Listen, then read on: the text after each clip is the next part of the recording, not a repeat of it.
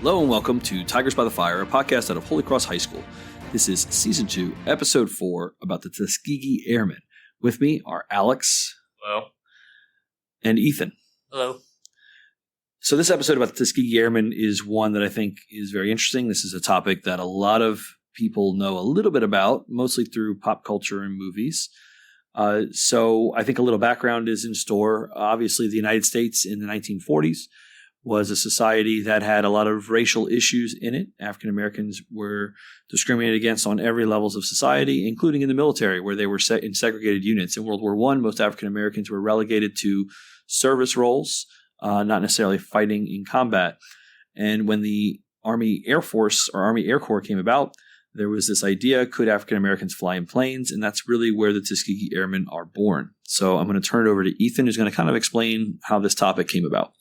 So the Tuskegee Airmen, in general, it's an African American unit composed only of African Americans. This was passed a bit. Well, the actual combat started a bit later in the war, due to these Jim Crow laws, due to this discrimination. It didn't really allow for much actual combat for these roles, but they were able to get it instilled in near the end of the war. Yeah, they were restricted at the beginning of the war to more support roles, and they actually had to fight politically to get into those combat situations. So, very good point. Alex? So, of course, when you talk about a topic, you should always get the background on it. So, before 1940, African Americans were prohibited from flying airplanes for the U.S. military. So, in response to efforts of civil rights organizations to secure equal opportunities for African Americans and media attention to those efforts, President Franklin Delano Roosevelt ordered the formation of all African American squadrons in 1940. This squadron became known as the Tuskegee Airmen, or TA for short. The TA were trained at Tuskegee Institute in Alabama. The school was chosen for its commitment to aeronautical training and had the facilities, engineering, and instructors needed to train recruits. The training program, called the Tuskegee Experiment, was part of the Army Air Corps, and the squadron included pilots, navigators, bombardiers, and all levels of staff and personnel required to keep airplanes in the air. Yeah, I think something of note that is kind of relevant to this. We did see African Americans flying in the French Air Corps in 1940, and we saw them actually in World War I participate in the French Foreign Legions as well. So I think it's kind of interesting to see that in the United States, we don't develop this program and really restrict a lot of it, while other countries who were already at war were using Americans who volunteered and went across the ocean. But no, very good. So the main unit of the Tuskegee Airmen was the 332nd Fighter Group, and Ethan will talk a little bit more about that. So the 332nd was, it started with the 99th, which was the first squadron to be able to enter Europe. It's primarily a fighter group. People deemed it as kind of like an experiment, as we don't know if these African Americans are going to be able to protect American liberties if we send them out. And of course, the Tuskegee Airmen proved that the experiment was successful in a sense. Yeah, and that was one of the, I guess, racial theories out there, was that they wouldn't be able to do all of the flying and navigating and everything else. And so a lot of restrictions were put in the way of these pilots, right? As they went forward in mechanics, didn't matter what it was, anything involving with the aviation aspect, there were a lot of hurdles they had to overcome to actually get their wings and become pilots in the war. I know you guys had wanted to talk about a little bit about Executive Order 8802. So what can you tell me about that? So Executive Order 8802 was basically, it prohibited discriminatory practices in sort of wartime productions and soldier training, stuff like that, to where you're allowed to be able to have these African Americans be able to go to war, even if it's just support roles. But as you see at the end of the war, it slowly developed over time. Yeah, and that's what I was going to say, is that 8802 is kind of a start. It slowly gains traction.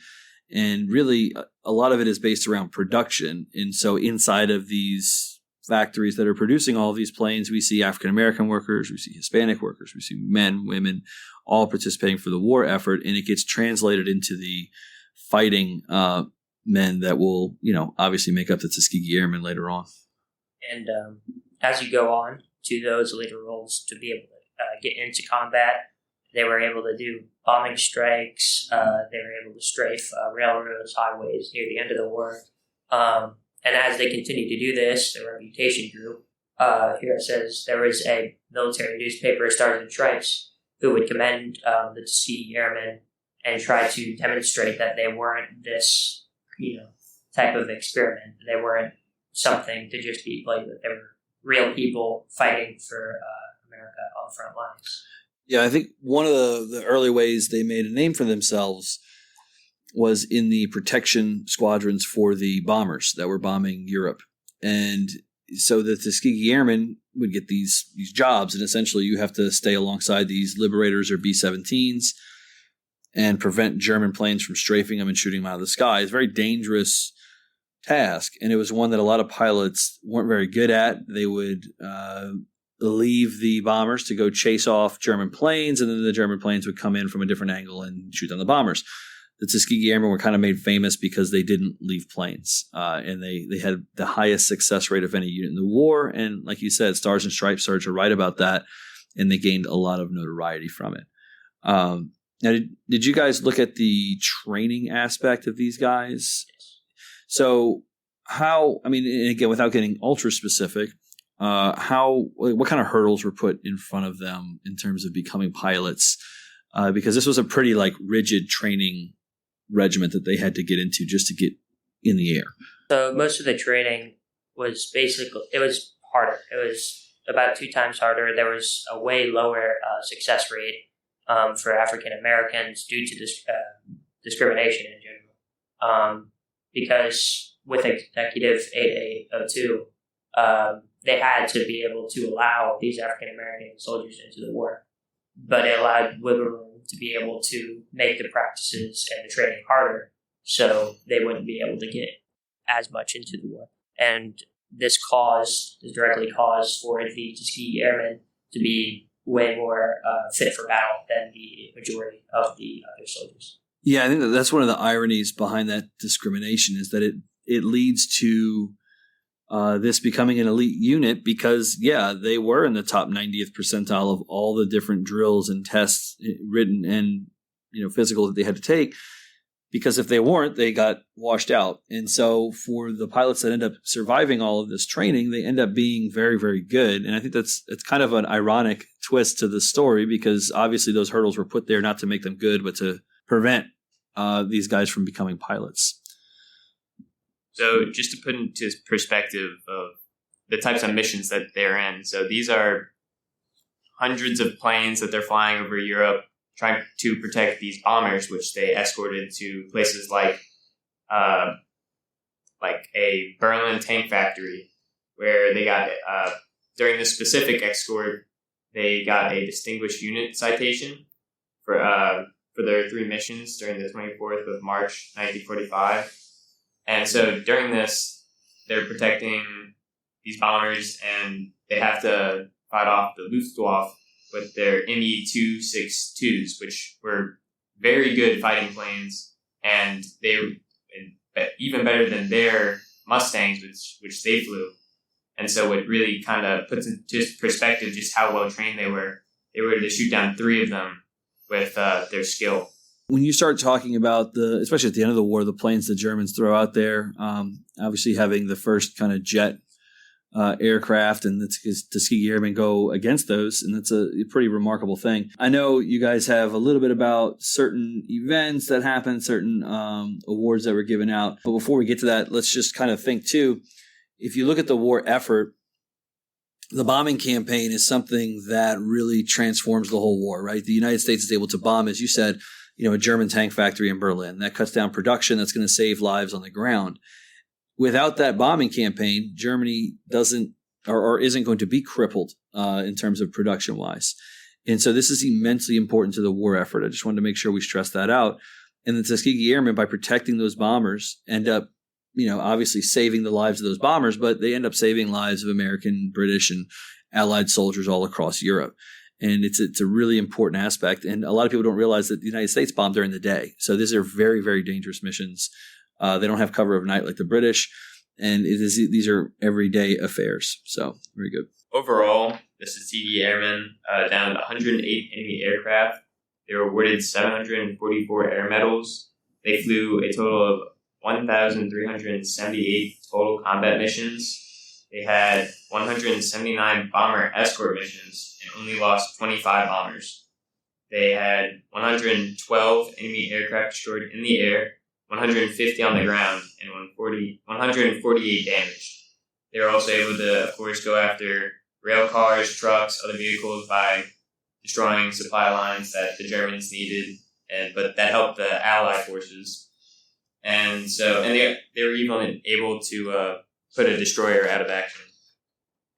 And of course, they got other medals like 1 Silver Star, 96 Distinguished Flying Crosses, 14 Bronze Stars, and 8 Purple Hearts, and 3 Distinguished Unit Citations. And so that just shows you how well skilled these fighters were and how they were able to really show through these medals that, yes, they were very good at their job.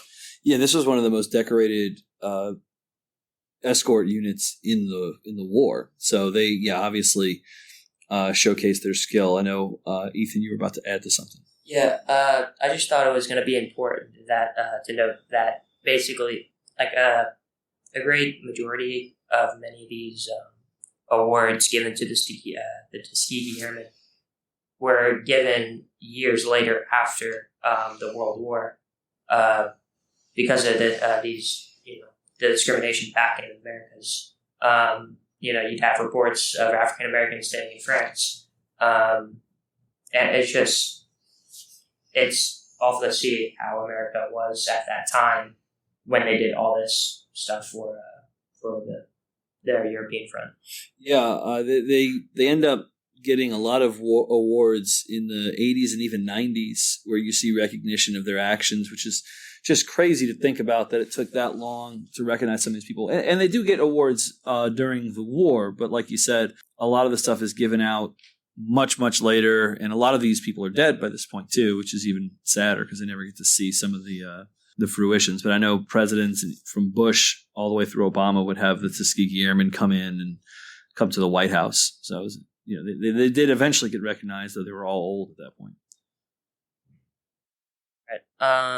Next, I got a specific from the 332nd Archer League. He's probably one of the most notable Tuskegee Airmen to date. He's got about 4 confirmed aircraft kills, 3 aerial victories in one day. Some people refer to him as an ace, which he denies, but it's important to know that. He underwent very difficult training. In a class of 994, he was able to finish training for the Black Aviators, and 169 combat missions. This quote I have here, I think, is pretty vital. I flew 169 combat missions when most pilots were flying 50. I think it's important because he knows that the Tuskegee Airmen were not able to get into those combat roles. He knew that they weren't allowed into those roles. So by him saying this, he's trying to set an example, in a sense, that he was able to do all this great stuff, be this extremely decorated war hero, but he wasn't able to help his comrades. As you see, he has about 119 more combat missions than usual Tuskegee Airmen. And it's just sad to see that they were placed in these support roles when they could be doing much more. Yeah, and that's very indicative of the time period, right, where America struggles with issues of race and is openly discriminating against people. And in a war, right, the war to end all wars, you're telling people that we would rather you not fight and die for our country because of your race. And it's kind of it's a crazy thought, I think, to think of now in this time period, but it was a very real thing back then. As obviously we'll talk about when these guys all go home to the realities that America essentially was in at the time. Looking at, let's see, I know we have Colonel Benjamin Davis. Yes. So what can you tell me about him? So he was very important because he organized and commanded the 332nd, and he would be the first African American to earn the rank of general in the U.S. Air Force. And that's significant because you have an African American having the first leading role and commanding his own unit. And I think that was really significant to any discrimination that, yes, this man was able to lead and control his own unit. Yeah, and that's going to be, a big time thing. And we see that post World War II in general, especially after the Army becomes slowly desegregated, that we see some African Americans begin to rise up in rank, and it's a big deal because obviously a rank of general makes them a very significant person in the United States. It makes them a very significant person in the Army, one that people have to recognize and salute. And so it creates some very weird, I think, conversations at the time and some very interesting awakenings in some people as well. Obviously, it's going to anger others, but that's, it's part of it.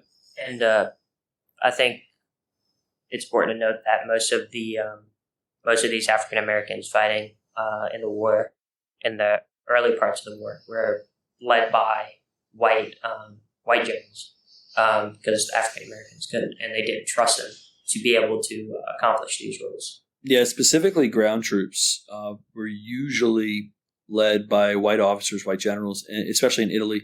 And that caused a lot of animosity, I think. And depending on the situation, obviously no one thing is going to be alike, but depending on the situation, it could cause some severe fracturing in the ranks. The Tuskegee Airmen, while they do have white officers above their main people, are really kind of centered command by African Americans, which makes them, I think, very unique. Obviously, they do answer to some other officers, but the central people that these pilots are dealing with are all African American. And so it creates a very unique situation. Their mechanics, right, are African American. So everything about it is segregated. Next, I got here on the yachts, the return home. These Tuskegee Airmen were able to return home. I know we talked about this earlier. The rewards were given away later because the African Americans at the time weren't really recognized for their achievements. As the Tuskegee Airmen came home, they would be segregated once again. Colored soldiers on the left, white soldiers on the right, or colored on the right, white on the left.